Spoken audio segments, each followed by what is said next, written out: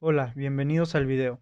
El tema es desarrollo embrionario del sistema nervioso central y periférico para la materia de biología del desarrollo en la carrera de terapia física y rehabilitación de la Universidad Anáhuac Jalapa. Los integrantes del equipo son José Miguel Campos Mora, Miguel Ochoa y su servidor Gianmarco Zavala. Empecemos. El sistema nervioso central aparece en inicio de la tercera semana como una placa del ectodermo engrosándose en forma de zapatilla que recibe el nombre de placa neural.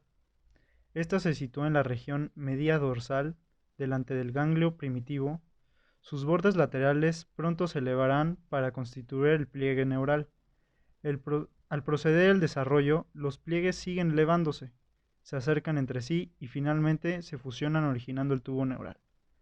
La fusión comienza en la región cervical y luego avanza en la dirección cefálica caudal. Una vez iniciada la fusión del extremo abiertos del tubo neural, forman los neuroporos craneales y caudales, que se comunican con la cavidad amniótica. El cierre del neuroporo craneal se efectúa en dirección craneal desde el sitio del cierre inicial en la región cervical y desde un sitio en el prosencéfalo que aparece más tarde. El segundo sitio avanza en dirección craneal, para cerrar la región más dorsal del tubo neural en dirección caudal, para ajustarse en el cierre que avanza desde el sitio cervical. El cierre definitivo en neuroporo craneal se realiza en la fase de 18 a 20 somitas, aproximadamente en el día 25, y el cierre del neuroporo caudal se efectúa 3 días después. El extremo cefálico del tubo neural muestra tres dilataciones llamadas vesículas cerebrales primarias. Una es el prosencéfalo o cerebro anterior, otra el mesencéfalo o cerebro medio y el tercero, el romboencéfalo o cerebro posterior.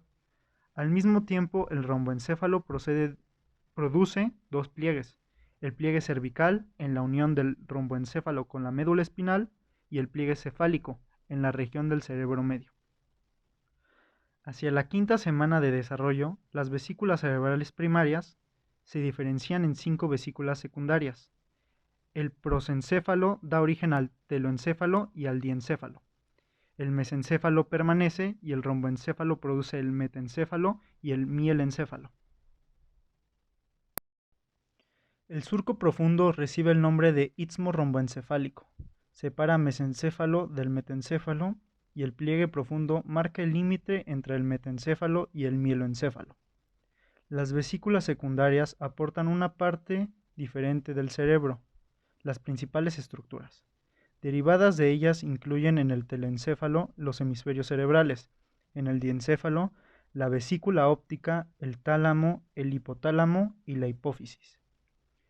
En el mesencéfalo los colículos anteriores y posteriores, en el metencéfalo el cerebro y el puente, y en el mielencéfalo la médula oblongada, la luz de la médula espinal, llamado canal central, se continúa con la de las vesículas cerebrales. La cavidad del romboencéfalo es el cuarto ventrículo, la del diencéfalo es el tercer ventrículo y la de los hemisferios cerebrales son los ventrículos laterales.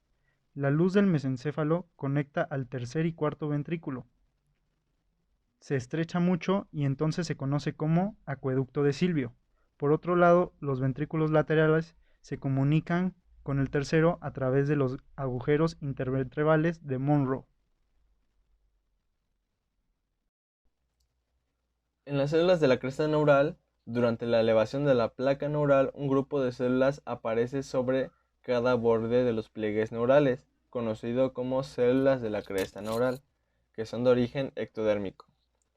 Se extienden a lo largo del tubo neural y después migran lateralmente, dan origen a los ganglios sensitivos, ganglios de la raíz dorsal y otros tipos de células. Al proseguir el desarrollo de los neuroblastos de los ganglios sensitivos, originan dos prolongaciones, las que crecen en el centro y penetran la porción dorsal del tubo neural, y otras que están en la médula espinal, en el ástaro dorsal, ascienden en la capa marginal. A esas prolongaciones se les conoce como raíz sensitiva dorsal o nervio raquídeo. Las que crecen en la periferia se unen a la raíz motora ventral, participando en la formación del tronco del nervio raquídeo, además de crear ganglios sensitivos Las células de la cresta neural se diferencian en neuroblastos simpáticos, células de Schwann, células de pigmento, odontoblastos, meninges y mesénquima de los arcos faringeos. Con respecto a las células gliales, la mayoría de las células de sostén primitivas, o sea, los glioblastos, se originan en las células neuroepiteliales, después de que terminan la producción de los neuroblastos. Los glioblastos migran a la capa neuroepitelial, a la capa marginal y del manto. En esta última se diferencian en astrocitos protoplasmáticos y en astrocitos fibrilares. Ambos están situados entre los vasos y las neuronas, donde cumplen sus funciones de sostén y metabólicas. Las células de oligodendrolia es otro tipo de célula de apoyo posiblemente procedente de los glioblastos, localizada en la capa marginal. Esta forma de la capa de mielina y en los axones ascendentes y descendentes de la capa marginal.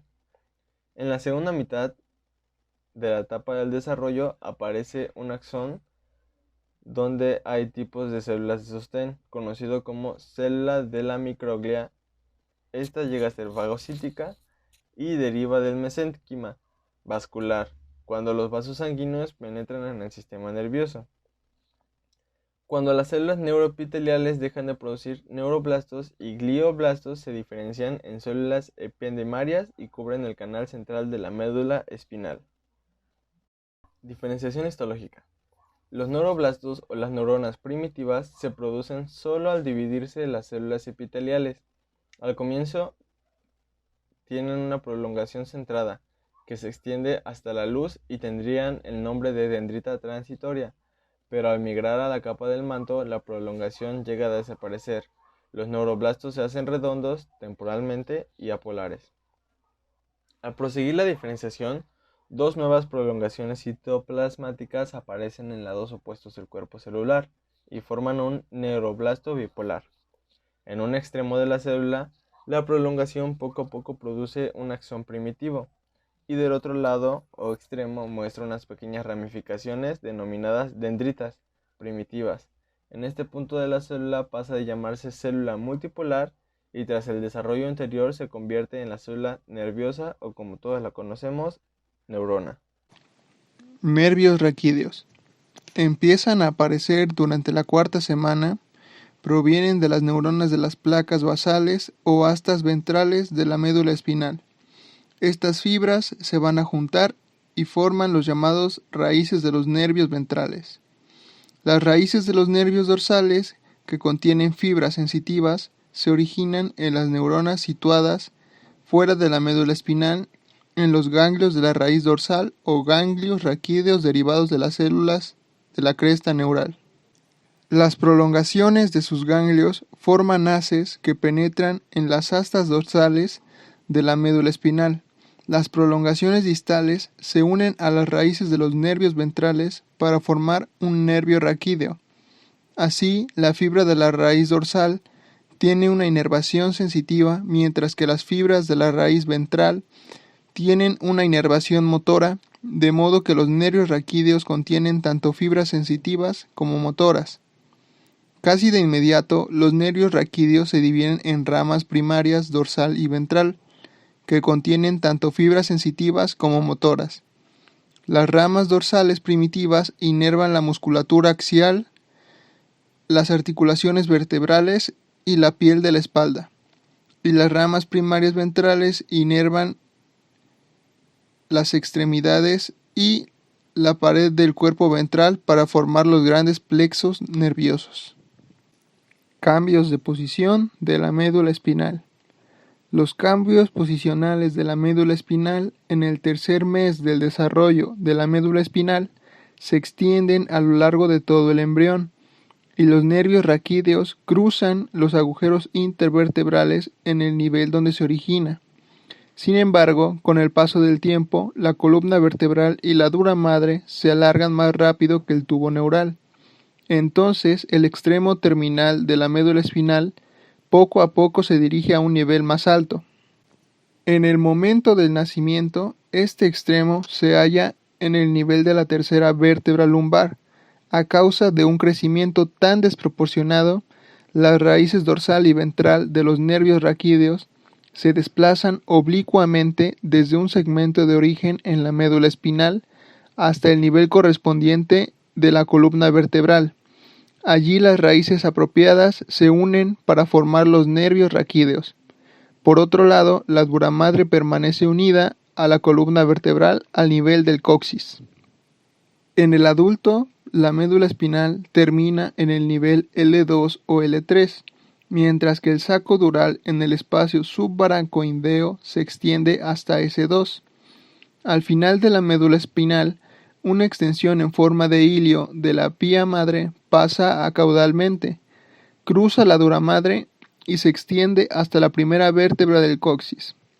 Esta estructura recibe el nombre de filum terminal y la marca como ruta de involución de la médula espinal, proporcionándole además sostén y las raíces dorsal y ventral de los nervios raquídeos. Por debajo del extremo terminal de la médula L2 y L3 constituyen juntos la cola de caballo.